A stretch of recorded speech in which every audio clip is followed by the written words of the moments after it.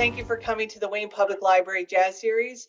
This evening, we are going to be having a conversation with jazz drummer Karl Latham, and I'm really excited to have set this up. I had the opportunity to meet him and see him perform in June, and it really was fantastic. And from there on, we've been in contact, and I'm very, very excited about tonight. So I think we should just get started in and start from the beginning, and then we'll see where the conversation leads. So Karl, you're also a New Jersey native. I believe you grew up in, is it Friedan?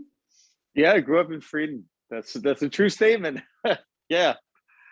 Now, you started your drumming at a very young age. I think you said earlier that your influence was your older brother, Rich, right? My older brother, Rich, yeah, he was, I don't think that side of the family admits that they grew up in Friedan, that we were Trentonites. So he had already been playing in bands down there. And when he moved up to North Jersey, he was kind of like the hotshot drummer where we lived.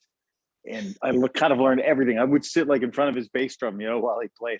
And he was very kind. He would let me play on like his beautiful red sparkle Slingerlands, like a 6-year-old kid just beating on his tubs, I know those Slingerlands well from my sisters, so it's really interesting that you had them as well as your influence. Now, you started off also taking lessons, and you were actually training towards more of a classical snare and timpani, right? Yes, yeah. All through high school, I studied with a drummer named Muzzy Mizzoni in Denville, New Jersey, and I was really active in like all-state band and region band, but I wasn't a jazz player at that time. Like I was winning the competitions as a classical snare drummer or as a timpanist. Yeah. Yeah, that's interesting that your interest at a young age went towards classical. I think probably your influence of your brother was more, dare I say, rock and roll. Absolutely. I think it was a product of what was available to me. I had a really great high school teacher who was like a opera fanatic, and I grew Friedan, New Jersey at that time was absolutely the middle of nowhere. For us to get there was a great radio station called WRVR. We had big antennas and you had like rabbit ears to be able to watch like great performances or whatever it was called in those days. You kind of see it between the snow. Yeah, so I think it was a product of like growing up in the country, and what was available to me was really an opportunity to learn classical music from a very knowledgeable person. Now, I know that there's a difference, obviously, in playing classical music versus rock and roll versus other types of music. I was in marching band, and it's a very regimented. I played xylophone and percussion, and I was really bad. I'm not a good musician at all. But it is very different from when I play piano, and I'm really bad at piano. But there are different meters and different techniques that you're learning for different types of music. And I was wondering if it was a challenge for you to go from classical to then learning how to play rock and eventually jazz. This is really interesting to me because I actually went, as even once I became a professional musician, I still continually study. And at one point in time, I went to Joe Morello, who, played with Dave Brubeck. And Joe was kind of the gatekeeper of a certain technique, a Gladstone Morello technique, which is kind of a real effortless freedom of movement, ergonomically correct. It was called the free stroke. The basic idea is called a free stroke, the intimate relationship with the rebound of the drum. And that kind of all the time I was looking for different things. So because if you play drum set, you're playing a single surface instrument like a snare drum or a timpani or a xylophone. It's truly a single surface. It exists in a plane. But when you're on the drum set, as you're moving around the drum kit, you're adopting different angles. So I have a whole range of techniques that I use to be able to facilitate playing in different instruments. And at different volumes, of course. This is a whole nother thing. To be able to play like really quietly and intensely requires a certain level of practice. To be able to really like bash and go out like I play metal and stuff like this on recordings, this is a whole nother thing, But Joe had a very important thing. Joe said to me, because I was trying to do everything with like the same technique and the same stick. And Joe said, big stick, big sound, little stick, little sound. He said, big motion, big sound, little motion, little sound, you know. That kind of like led me toward everything I needed to know later in my career, you know. So would you say that classical had a very distinct one stick kind of? Classical, I mean, I kind of run away from anyone who says there's one way of doing anything, you know, because I see people doing things with all kinds of different methods. There's so many different approaches to the instrument, you know, where people place their fingers. I think it all depends on, there's a starting point and you find what, you know, there's things that make it easier and things that make it harder. And you quickly find out which things are making it harder, you know? I've known several classical pianists who then are trying to learn jazz, and it's for them. They have expressed it's a lot of relearning things and learning how to almost let go of a lot of the technique that they had for classical. And I was wondering if it was the same for the drums. That's a great observation, because when I went to Rutgers for my first year of college, and I wasn't sure if I wanted to be a classical musician or a jazz musician. I was in the orchestra, I was in timpanist with the wind ensemble, et cetera, et cetera. And when I went to Berkeley, I had a private teacher, and what we have a saying, you know, if you threw paint on the wall, I could read it. I was one of those guys in that time, you know, and I had a lot of facility. And my teacher at Berkeley, I didn't understand at all where he was coming from. The first lesson was go in the room with just the ride cymbal for a week. And he was like, yeah, take the stand apart and, you know, examine the felt and play the cymbal and play all the different parts of the cymbal. And then I was like, okay, this is kind of interesting. And went back the next week. He was like, okay, this week's lesson is the snare drum. So take the snare drum apart, put it back together, spend a week. You know, it was a whole like trying to get me to unlearn all of those things. You know, yeah. The deconstruction really of what you learned, and also literally deconstructing your kit. Literally, exactly. He went all the way in, exactly, deconstructing all of it. Yeah, he just wanted me to like change my paradigm, you know. Now in August, I was fortunate to be able to interview Rafe Tessar, and as we were talking earlier, his brother Bill Tessar is his drummer, who was also a student of Joe Morello. Yeah, of course. You can see a lot of that actually in Bill's playing. He's an incredible drummer, just like you. And sure, for sure. I knew Bill back. I mean, I really didn't know Bill and Rafe, but we were always passing. There was a club called Visiones, which was right down the street from the Blue Note, and it was kind of like the alternative jazz club to the Blue Note, you know. And I think maybe they were with Dave Douglas in those days. Possibly, yeah. I can't remember because a guy, artist I worked with, the first artist I broke into the business with, a gentleman named Charlie Elgart. We used to play down there, and I think our main intersection was a saxophone player named Matt Goldsberry, who Matt kind of was in all worlds. He was in avant-garde, he was in straight ahead, he was in smooth jazz, because I entered jazz in smooth jazz, really, literally on CD 101.9, which was the smooth jazz station, you know, in New York. Now, was that before or after your trip to Haiti and that adventure? You researched, I see. My trip to Haiti, I went to Berkeley, and like many people in that time period, I left school. You know, I loved it. I mean, I absolutely loved Berkeley. It was.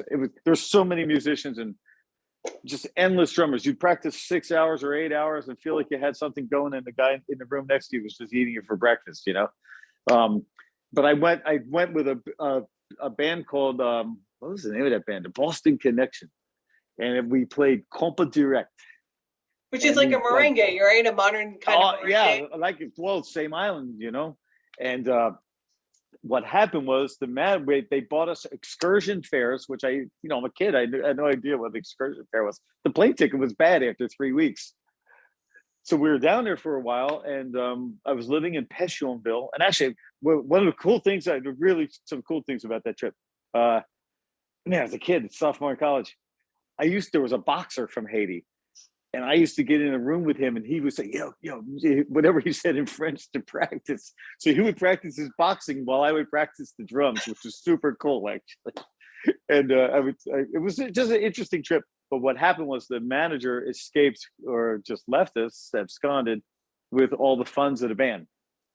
And I got really lucky. I met some people. There was a radio station called Radio Metropole there, and I'm really into a particular style of music, which led to my career in Europe, which I think Bill and Ray were really into. Like, there's a record label called ECM, and this radio. I met one of the people who owned Radio Metropole, and we started talking about all these artists. They let me live in their house.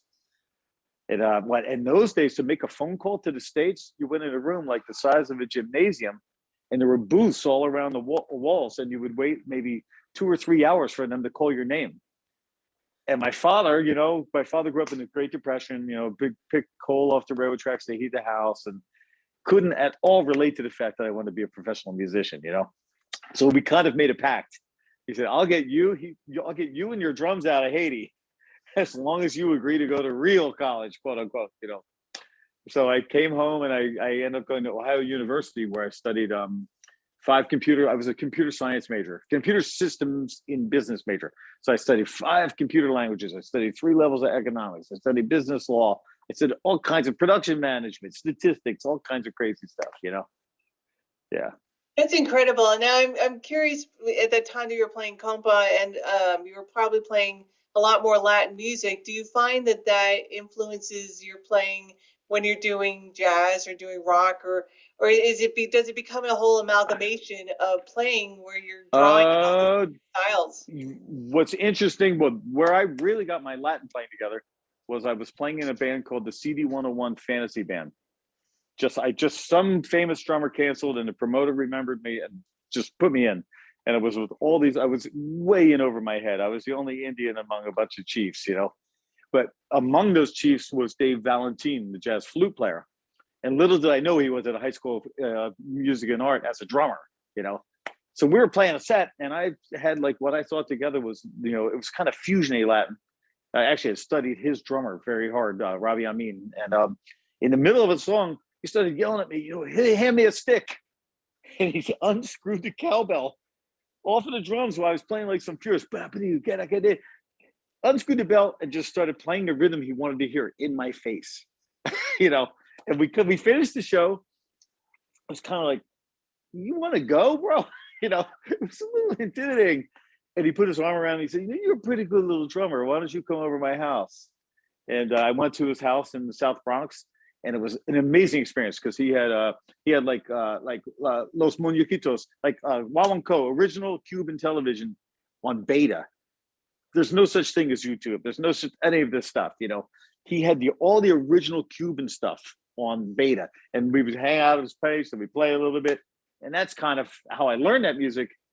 What I've found is I get called sometimes to bring my own interpretation of those musics, which is an amalgamation of many styles. If someone says just do your thing, man, you're going to get influences from Led Zeppelin to the Police to Jerry Gonzalez with the Fort Apache Band, or the Nana or Egberto Gismonti or whatever, anything, Weather Report. Other times, like this in particular, like this week, I'm playing with John Lee, and this one is not. Yeah, we're doing the John Lee and Friends, so we'll play some bossa nova and things like that. When I play with John, when we're doing more the Afro-Cuban group, I play in a specific style of Afro-Cuban that I know that the drummers did great. He plays with all the greatest drummers.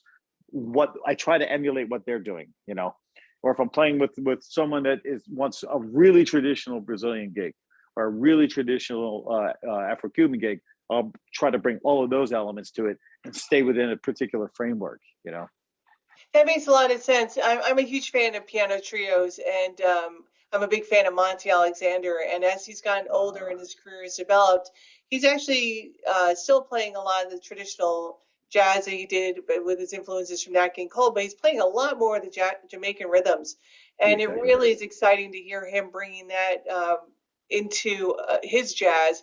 And so, with your experience in Haiti, I was curious if you find it also permeating your that was going to Haiti was eye-opening for me. Yeah. I'm friends with a great drummer named Jeff Tane Watts. He played with Marsalis. He actually just did the great event with the Metropolitan Opera. And Jeff always called me the Funk Master There was no recognition that I was a jazz drummer because I was really influenced by like Peter Erskine and Steve Gadd and Jeff Porcaro and all Harvey Mason and all the Billy Cobb and all the drummers um, from like the fusion era. But when I was at Berkeley, I was like a Steve Gadd fanatic. The professors call me Little Steve. You know, I had no awareness really of playing straight ahead or at all playing any world rhythms. You know. I'm curious what the rock and roll influences of your brother, and then also just the music that you and I grew up in our generation. Were you ever influenced by, you know, Neil Peart or John Bonham or any of There you go. the rock? I was teaching John Bonham today. Yeah, John Bonham is where I start with anyone that wants to start to play rock. I mean, Carmen Apiece, I bring him in with, you know, I find Bonham. I mean, he's my favorite rock drummer, and I love everything that he does. And I find it's like a really great core to start from. And you can move in either direction. You can go back in time or you can go forward in time. And then there's all those branches. But from Bonham itself, if you understand what Bonham's bringing to the music, you pretty much have a pretty solid core foundation of where to start playing rock, you know? I'm curious, did you ever venture into the progressive rock area and play any of that? I'm a big Yes and King Crimson fan, and I always think about Bill Bruford's influence as far as with rock into a jazz into a progressive rock. He kind of made his own style. Yeah, I love, actually, I'm sure you're aware of both of Bill's books. And Bill is a major influence of mine. Yeah, I love him with Yes. And I really love the period of King Crimson. Actually, a little cat out of the hat here. The next recording of my Living Standards, I'm going to probably do Mate Kudasai, which is that on beat or is that on discipline? I can't remember. I love that period. Wow. Yeah, I love that period of King Crimson with Adrian Belew and with, it's such a beautiful, unique combination with Tony Levin and Robert Fripp. I mean, what a synergy of Adrian and all of them. Forget it. Yeah, but I love Bill. I love developed as a musician. I kind of see the difference between there's times when you're asked to be an artist and there's times when you're asked to be a craftsman.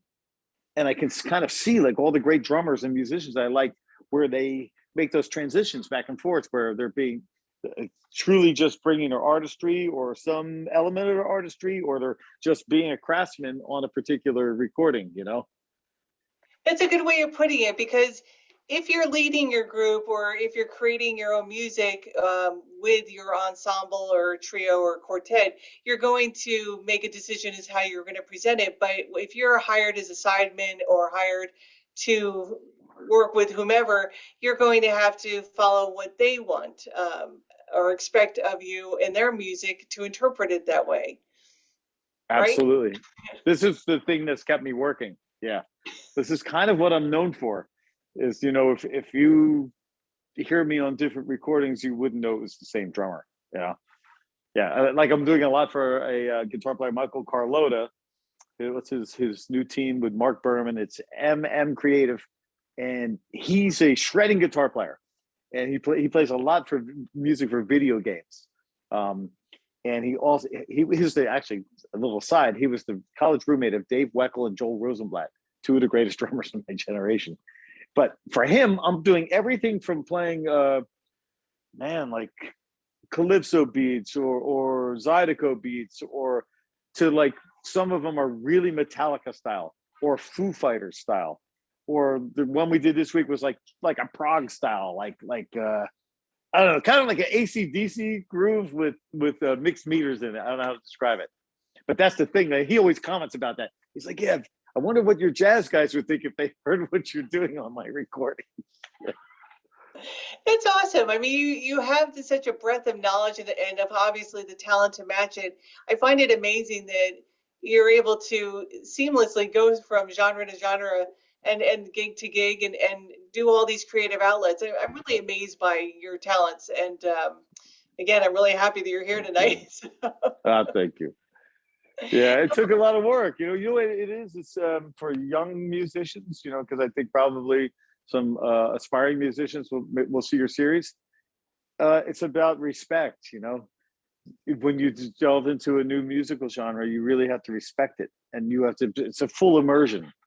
You go in, like when I was trying to learn Afro-Cuban and salsa, this is kind of all I listened to. But I never forget my first work with John Lee. Not first, but a few years. I was still kind of a fusion drummer, and we were touring together, you know, often. And Sonny Rollins called him for a few weeks, you know, and it was a weird thing because he thought I might lose the gig in Europe because we were the team, we were the bass and drum team, you know. And it was so kind of him. He called me up and said, Karl, Sonny Rollins called me, you know, and would you mind if I take the gig? It's like, well, of course you have to take the gig, you know. So while he was out with Sonny, at one point he said to Sonny, I have this, you know, young drummer. It's a great rock drummer, great fusion drummer, but like his jazz, you know, I don't know. And he said, what should he do? He said, tell him to listen to nothing but Philly Joe Jones for a year. And I almost did it. I almost made a full year of it. And I'll never forget when I heard it. I was driving over a bridge going to a gig in Eastern Shore of Maryland. There's a particular bridge, and it was in the middle of Surrey with the Fringe on top. I don't know if it's steaming or I think steaming or working. It's on. I think it might be on working, steaming. And it was Philly Joe, and it was like I just heard it. It was like, this is what these guys have been trying to like explain to me for, you know, my whole life. That's it, like a light bulb in a cartoon, you know. It's like, oh, that's it. That's what tipping sounds like. That's what the thing is. It's buoyant. It's moving ahead, you know. Yeah. You bring me to my next question, which is a nice segue.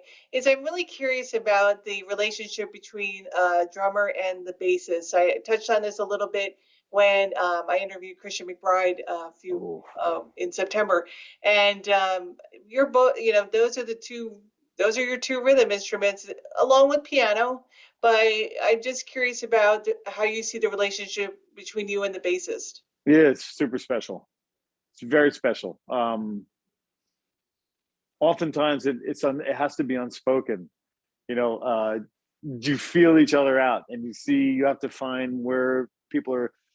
It's very interesting, actually. And I'm sure you realize I play with so many different bass players, and among them, some of the best, you know, in our business. Like right where I'm in Mark Egan's old home now.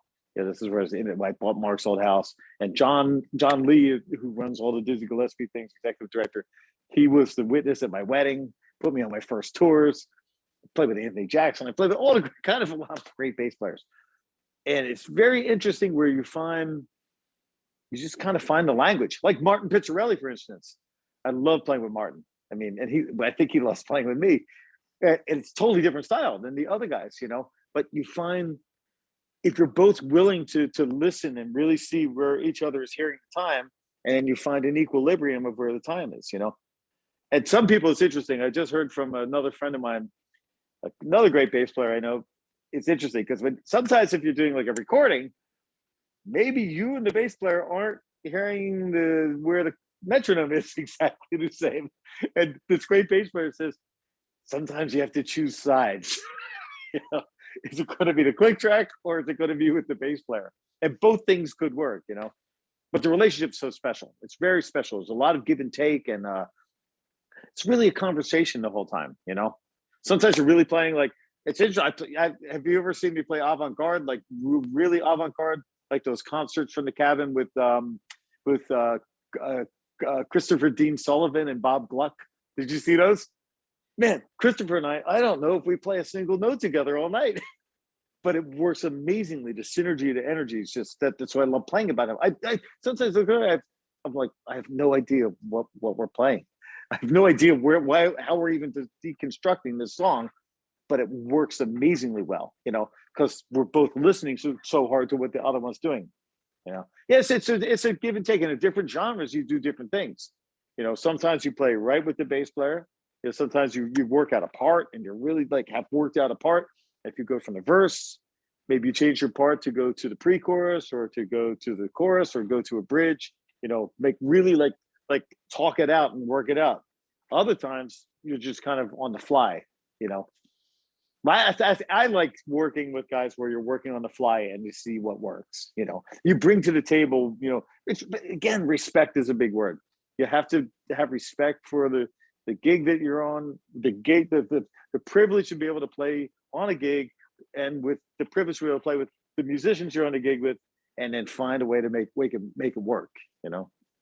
I've always enjoyed watching, actually, when I go see live trios, is watching the interplay, that unspoken tacit language that's between the three musicians, the pianist, the bassist, the drummer, and you can, it's almost a subtext that you can see, and then you feel it in as an audience member. And this is what I love about listening to jazz is I'm a horrible musician, but I'm a very good listener or audience member in that I feel the music and I can feel what you guys are doing. And it's fascinating for me to watch you and then hear it and then feel it. And I don't know if everyone listens to music that way, but it's fascinating. And I was really happy to see you perform with Lawrence Hopgood and James Robin in June. That's special. Yeah. I'm happy to say that the Ramsey Public Library was able to put on that concert, and it was absolutely one of the best jazz I've heard. That's some special music.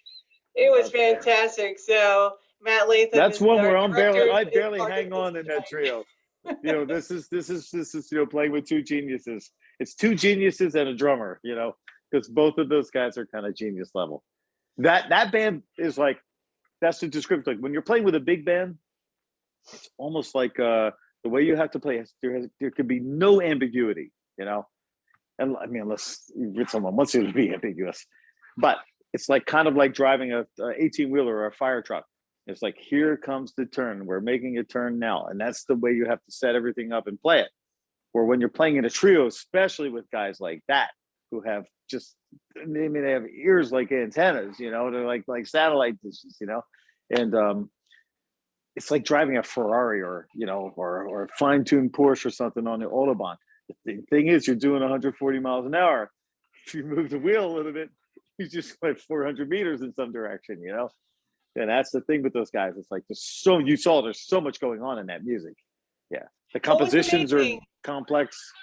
Since then, I have been totally immersing myself in Lawrence Hopgood's music and your music and James Robin's music, and the fact that you're playing "Straighten Up and Fly Right" in 7/8 is just an incredible meter to be playing that song, and then his own composition, which is the Japanese name, which of course is totally escaping me right now. Shirakamo no Michi, I believe it is. You guys, Yeah. so I know I'm familiar with it, how he recorded it, and I'm familiar with your version. I was very happy that I recorded that evening in June, and I've been listening to it nonstop. You, as you just explained, your drum part there was driving it, and it builds and it builds and it builds along with James's on bass, and you're almost like a train, and it's, you can just feel that rhythm, and it was incredible. I'm just blown away. Thank you. Yeah, that song's about patience, right? You can hear it. That composition is about patience. Yes. You have to wait a long time. Lawrence is kind of a genius, you know, and it's a long development. If you can't jump in there, you have to it's a very long through composition. You know, there are sections that seem like they're repeating, but not really, you know? Exactly. Yeah, pace yourself. You have to pace yourself. It's an incredible song, and yeah, the three of you were absolutely fantastic.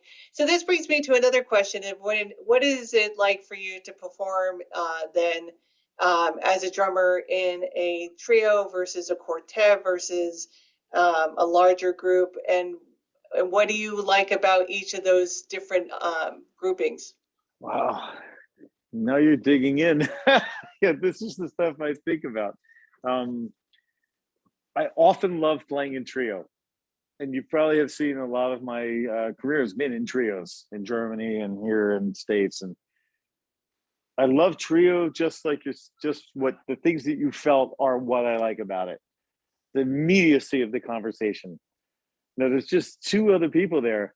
You know, if you can't stay tuned in to two people while you're having a conversation and know when to have an ebb and flow, that's what I love about it. You just, it's truly like a three-way conversation all the time. And sometimes you can have a specific role or not a specific role. When you go into a quartet, it depends, you know. Is it going to be another harmonic and melodic instrument, like if maybe you have guitar and piano, where they can be accompanying, as opposed to having a horn player who will be in the front and they'll be adding to, to play, or they may have background lines and they're soloing, but then it's a trio again when they're gone. Actually, my favorite horn player that I toured with often, I love his playing, but what I loved about his energy was even when you played in trio, he listened to every note you play. A great horn player named Joel Fromm. So it was like always a quartet, his energy was there. If you took a drum solo, he listened to every note.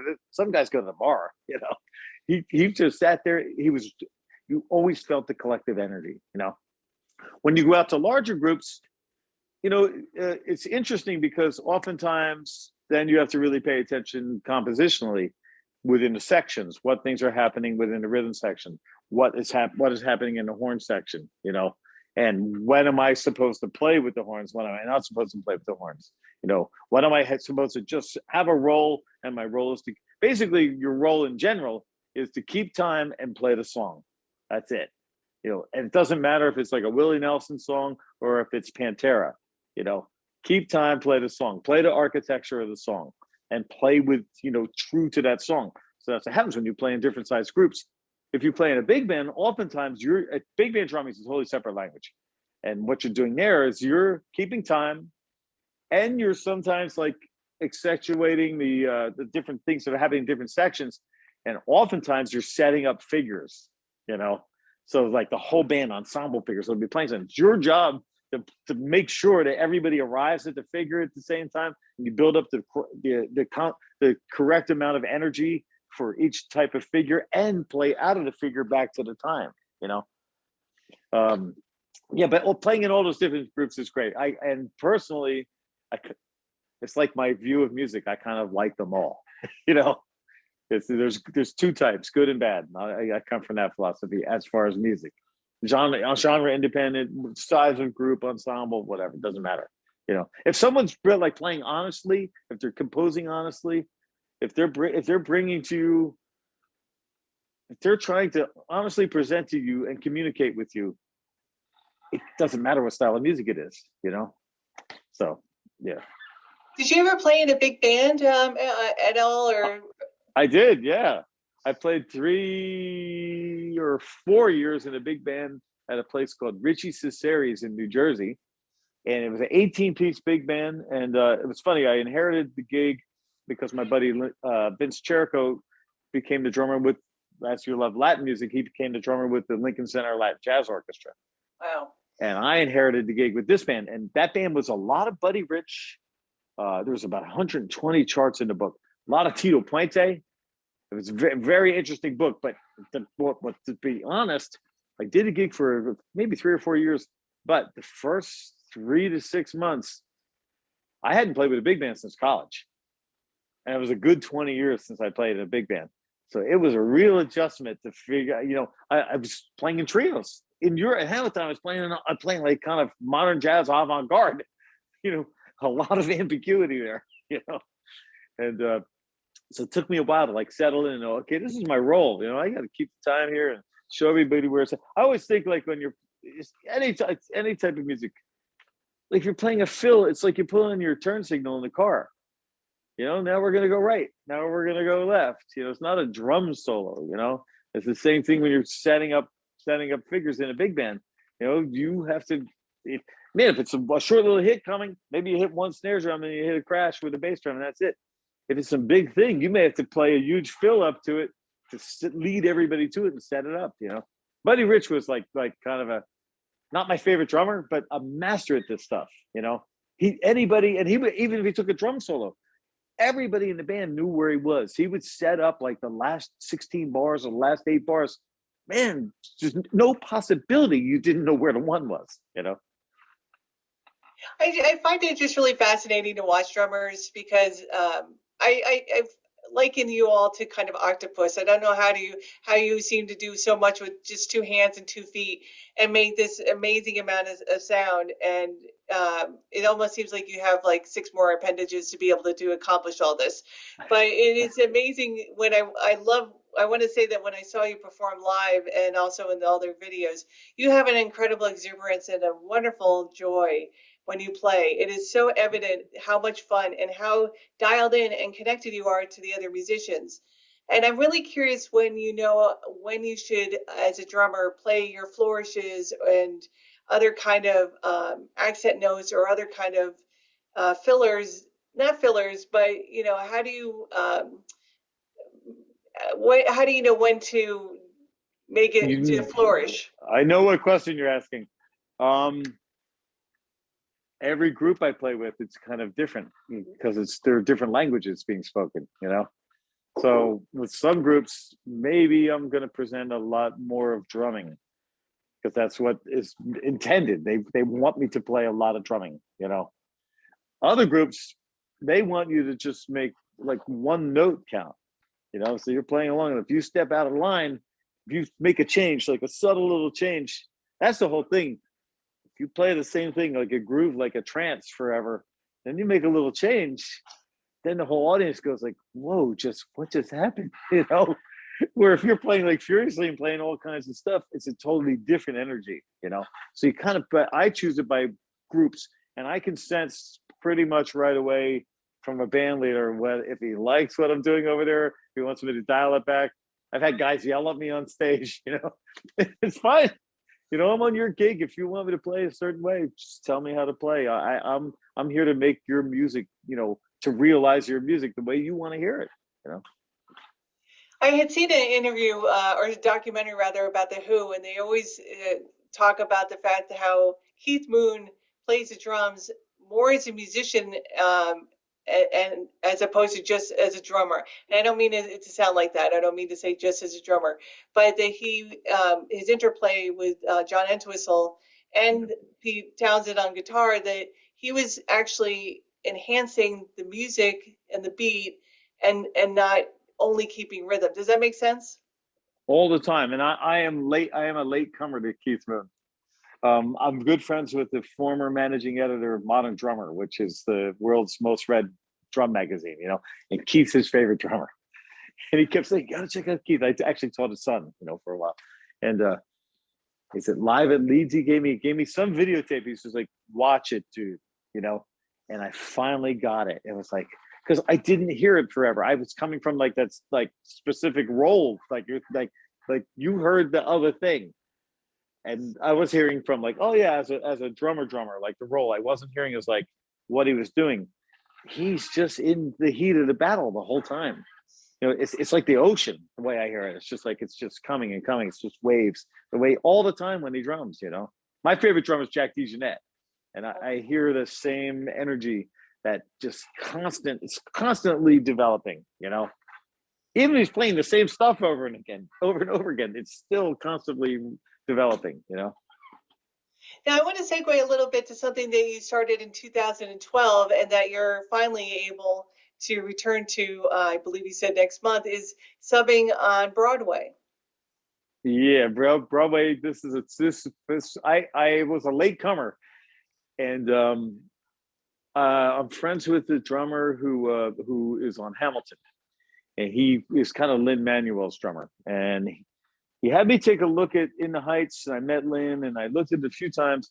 I wasn't prepared to do it because I didn't have conductor work, you know. And he gave me a shot on one called Bring It On, which I went in maybe 5 or 6 times right before it closed. And I kind of got a taste for it. And then he gave me a shot at Hamilton, which I played for about, you know, I don't know, I played a dozen of them. I played maybe a half dozen or 6 or 10, you know, over a long period of time. And I had to be, I'm really grateful for the opportunity, you know, and some members feel like I never made any mistakes there, but I know what they were looking for and what I wasn't bringing. The Hamilton book had 5 snare drums. It has electronics in front of you. It has timbales. The drum set's so big when you watch the conductor, you know, you play in a room by yourself. There's 3 little screens on the drum set. So as you're going around the fill, you keep watching the conductor. It's wild. I did well. It was an experience where I was like, okay, I did it. You know, it was one of those things like you ran a marathon or something, you know. And but But then a very good friend of mine that we've known since the beginning of our careers, Clint Gannon, gave me a really was very gracious and very generous, and let me sub on Beautiful for a couple of years, the Carl King musical, and that's where I really feel like I began to get my Broadway chops together. Because it's a totally different animal.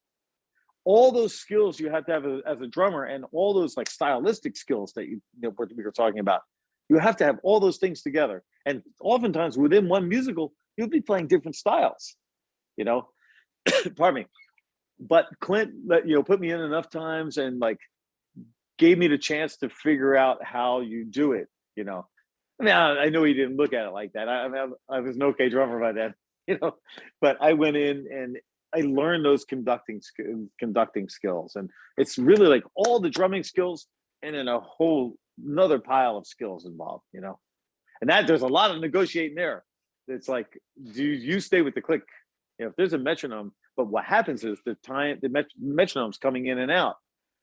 So there's like a very fine thing where the conductor's really in charge of the time. And then there's times where he hands off the time to you and you're in charge of the time. But he may still give you a little like, pull it back or this or a little, dynamic information. And it's a very interesting skill set. You have to really, it's interesting. And now I'm going back to Ain't Too Proud. That was the last one I did. A fabulous drummer, Clayton Craddock. And it's just a wonderful band and a wonderful musical. And it's like music from my time period. I've worked with the Shirelles for 25 or 30 years now, and a lot of different groups in that era. So I'm going back in December.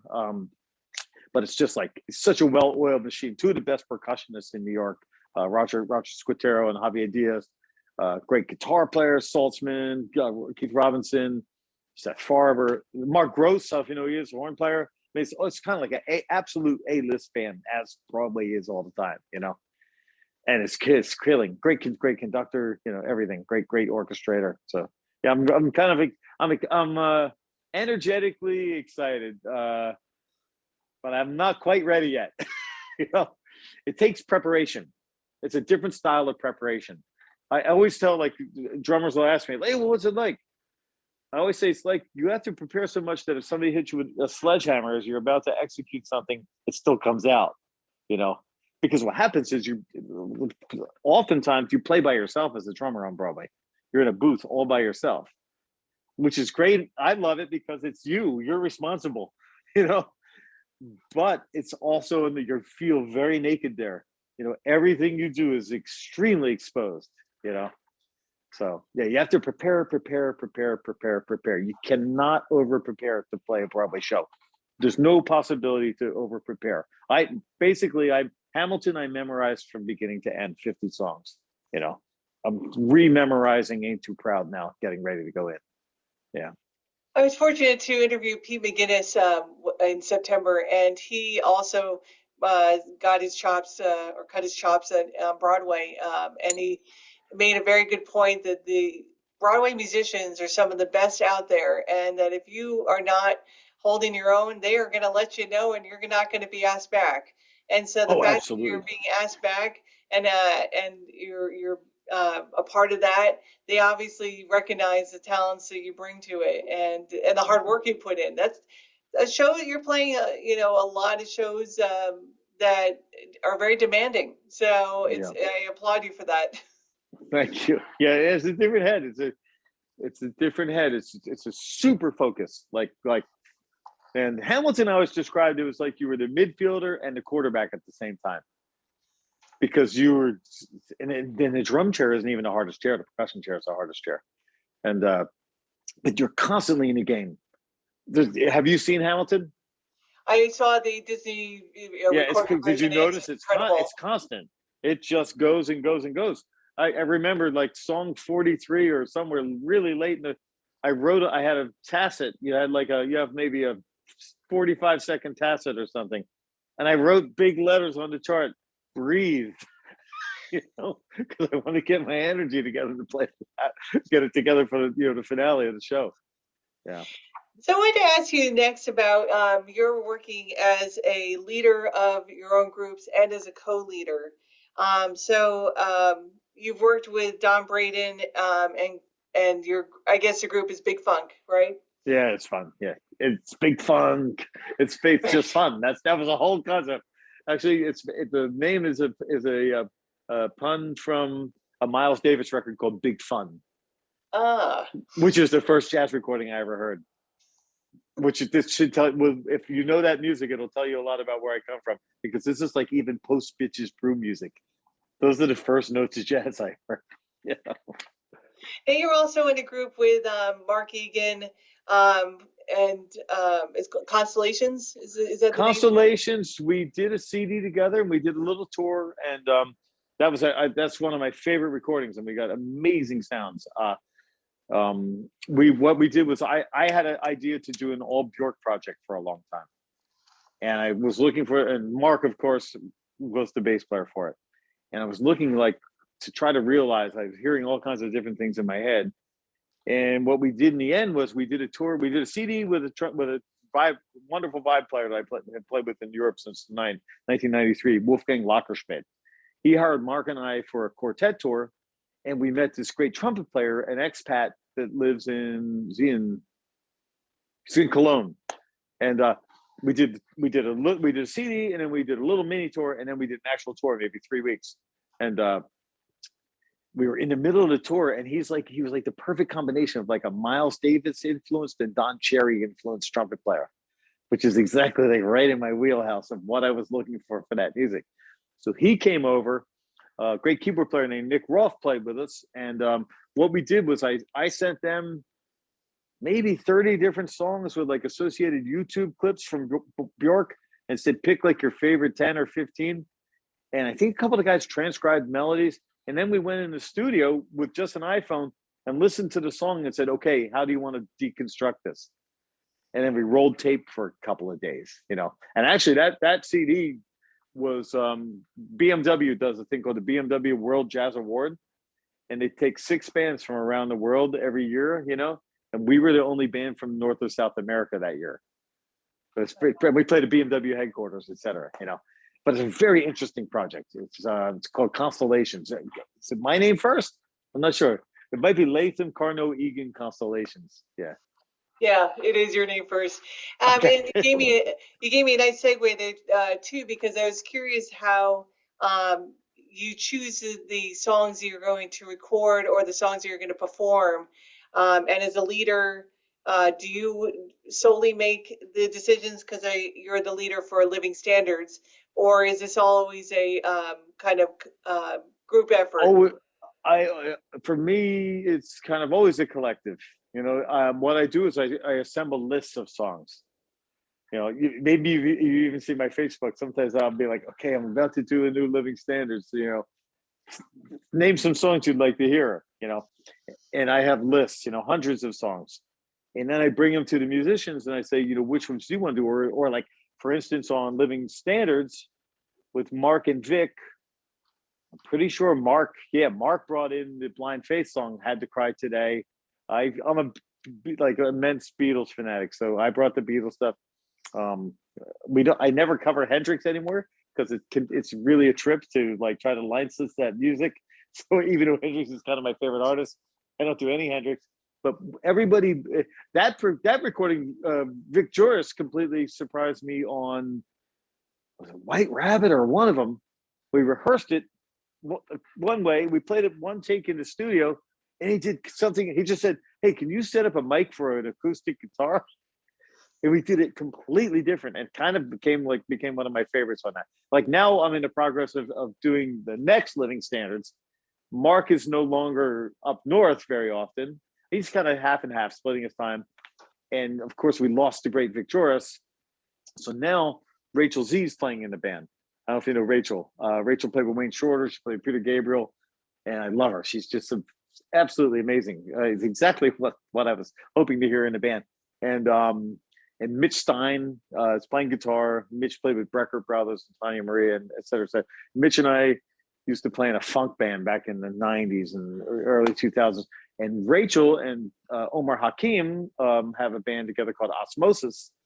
And they're using this great young bass player named Jonathan Toscano. And we played with him about a week ago. And Jonathan, we ended the gig, and John turned to me and goes, man, I feel like I've been playing with you my whole life. I was like, yeah, you too. It's like, okay, here's the new group. So now we're in the process. I'm trying to stay in a particular period, which is music that are standards to me. Of course, I know, all thousands of standards of what we consider jazz standards. But I'm thinking, what were the standards like from my brother Rick, which is my introduction to music, Derek and the Dominoes and Crosby, Stills and Nash, and War and Mandrill and all kinds of music like this. Yeah. You had mentioned Vic Juris, and I wanted to just make the notation that you actually met him when you were studying with Muzzy Mazzoni in Denville, and that's how long you guys have known each other. Yeah. And what's really cute is Vic. I love Vic. My brother used to take me, I think, to my lessons then. For a brief period, both Rick and I studied with Muzzy. And Vic would call us as a singularity. Brothers. It didn't matter if there were one or two of us there. If he just saw me, he'd say, "Hey, the Latham brothers." It was really cute because there was I'm a vegetarian for a long time, but there was a Burger King right down the street in Denville. And he would go, "You guys are going to go to the King on the way home, aren't you?" It was so cute, man. And Vic is a great loss. Yeah. When you're talking about the songs, I want to just highlight the fact that your latest CD with called Together, and I have it right here. Unfortunately, with the camera, you can't really see it, but it is with Alex Collins and Ryan Berg, and it is part of the library collection, so you can check it out and enjoy it as much as I have. I really I have to just make a notation about your song choice.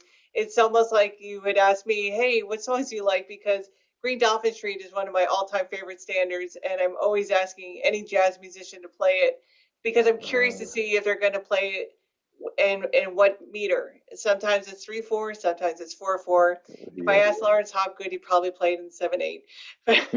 Possible. Yep. But you also have Stella by Starlight, and I made the notation here. You have two Bronislaw Caper songs. He wrote Invitation and he wrote on Green Dolphin Street. I have to laugh though, is that Stella by Starlight was written for the movie The Uninvited, and then you have on a song called Invitation. Oh, cute! I didn't know that. That's cute. For those were part of Concerts from the Cabin. That CD is an act, or it might be two different performances of Concerts from the Cabin, the little series we did, and I'm not even sure Alex spoke before the songs. Maybe we introduced him. I can't remember. There were a couple of them where he just started and was like, "Okay, I guess we're playing Green Dolphin Street now," or whatever it was. It was like, "Oh, okay," yeah. That's a perfect segue for me, and I'm amazed at how quickly the time is going. I've been having an immensely good time here talking with you. I want to talk about the Concerts in the Cabin series, and this is actually how I was introduced to your playing because the Ramsey Public Library had sponsored some of those concerts, and that's when I did a deep dive in the summertime in the spring, and I really want to talk to you about the importance of your being able to create live recordings and not recordings, but also live presentations during a pandemic when no one can get out to see live music. What you presented is so special, and I really hope that you continue in some form or fashion to be able to do that. But I wanted to ask you, aside from having your studio, what was the light bulb moment where you said, I got to do this, we have to perform, we're in a pandemic? That was it. There's the light bulb moment. It was, I'm a fairly sociable person, and I'm a performer primarily, and it was really challenging to be isolated. I'll never forget the feelings when we did like the first few, because none of us had seen other people, and what I did was I'm in my studio now. We put maybe two people. It's a pretty large space here and very high ceiling. So we had two people, maybe 20 or 30 feet apart in the main room or something. And then we'd have one person in this whole entire big, control room. And I learned how to use OBS. Actually, I studied with one of my former students from Passaic County Community College in Patterson. and he lives in Texas now. He told me how to use OBS, and man, sometimes it was a really special feeling. Like the first few months, we were isolated. Like John Lee. This is one of my best friends. We know each other, geez, almost 30 years. It was just amazing. People were crying and stuff like this. It was like energy was very special. Yeah. The first one I Basically, saw I was did it for, well, not to make money, to stay sane. yeah, the first one I saw was when you performed with Martin Pizzarelli and Linus, whose last name I have trouble pronouncing. Is it Wersch? Yeah, well, I'd say worse, but it's probably Versh because he's a Swiss guy, huh? All right. Yeah. And then the pianist whose name also is escaping me right now. Hayuna Park. She's a sweetheart. I just played with them. Yeah. And then I was so amazed at just being able to see the live music, and it brought me to tears to be able to feel a way that you guys connected, and you can see your cameras, and you know that you guys are separated, but you're still communicating with each other because you can. I know that you're in each other's sight lines to a certain degree. You can tell that watching it, Yeah. and it really is just so special. I'm so glad that you do it and have done it, and that we can go back and appreciate these. And I really hope you continue doing it until we're fully out of this pandemic.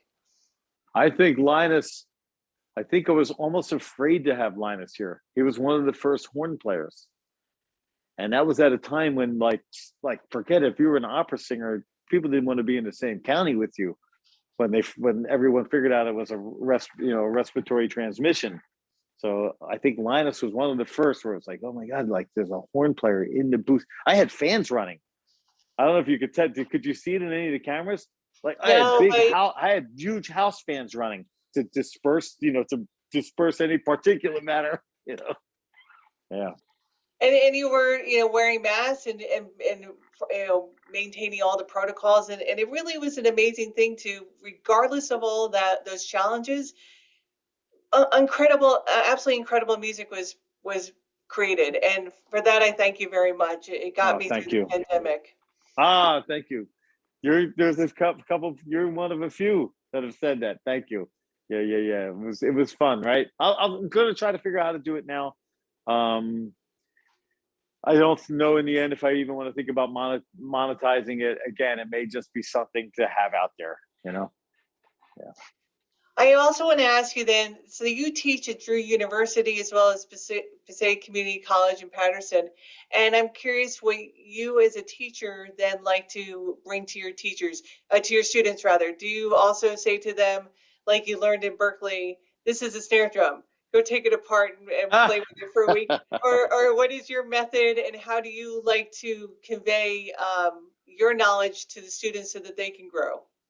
Like it's the same as like within the different bands. It's analogous to that. Each of those different colleges, the student body that I interact with are in the lesson for a different purpose. So I'll have at Drew, I primarily have elective students, and I have music minors. At CCM, which is really wild, yeah, and PCCC often now because they've changed some financial aid, the way you can use your financial aid toward elective credits. They're music majors, and they're saying they want to be drummers. They want to be or have some participate in the music business, music technology or music management, etc. With those guys, I'm pretty tough. I was failing Frankie Valli's grandson at one point. And my boss came to me and she said, don't you know he's Frankie Valli's grandson? And I said, yeah, I don't care if he's Buddy Rich's grandson. I'm still going to fail him. And she gave me a big kiss and hug and said, that's what I love about you. You're fair to a fault.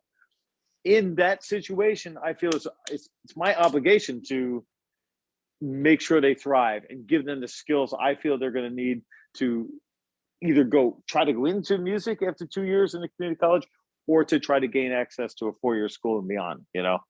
Where if I had, like for a long time, I had the entire nursing department at PCCC. I even taught Victor Cruz at PCCC. I don't remember him, the New York Giant. He must have been a nice guy that did just enough work, to kind of flew in under the radar. But there, I've tried to give him some skills and some exposure to music. but you have a wide range of students. Every student it's like, I have a private roster. Yesterday I taught a professional drummer in Nashville. He played percussion with Steve Winwood. He played drums with all kinds of different guys.